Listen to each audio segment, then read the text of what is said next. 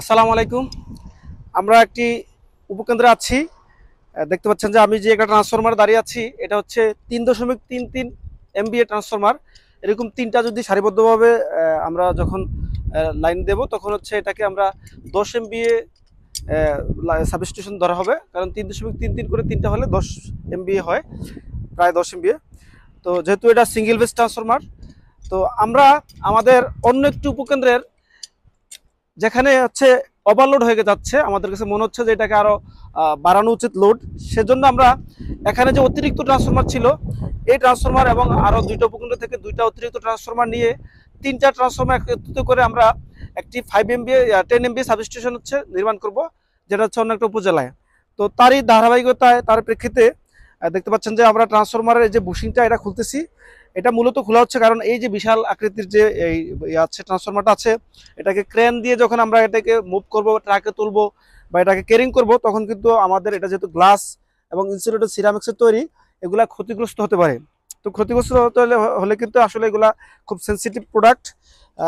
তো এগুলা মানে পাওয়া মুশকিল বা সমস্যা হতে পারে। এই জন্য এটার নিরাপত্তার সাথে আমরা এটাকে খুলে নিচ্ছি, যেন এটাকে ক্যারিং করতে কোনো ধরনের সমস্যা না হয়।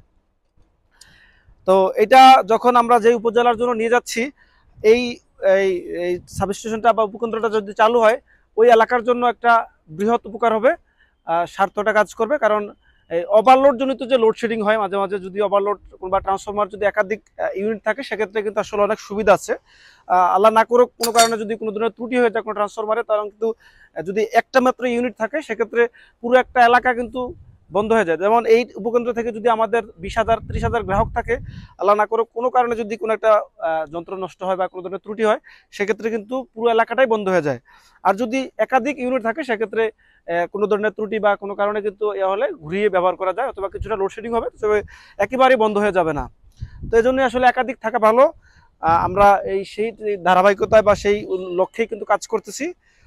দেখতে পাচ্ছেন যে আসলে রমজান মাস, আরো আমরা এগুলা ক্রেন আসবে একটু পরে, আরো ভিডিও আপনাদের দেখাবো বিস্তারিত কিভাবে কাজ করতেছি, কিভাবে কাজ হচ্ছে। এখন এটা খুলবো আর কি। যেহেতু এখানে অয়েল আছে, সেক্ষেত্রে এটাকে খোলার পরে এটাকে আবার আমরা গ্যাসকেট ব্যবহার করে এটাকে ঢেকে দেব। সাথে আছেন আমার বুলবুল দাদা, বুলবুল মল্লিক দাদা, হবু হবু লাইন টেকনিশিয়ান। আল্লাহ চাইলে হয়তো কিছুদিনের মধ্যে ইনশাল্লাহ প্রমোশন হয়ে যাবে। ভালো থাকবেন সবাই, আসসালামু আলাইকুম।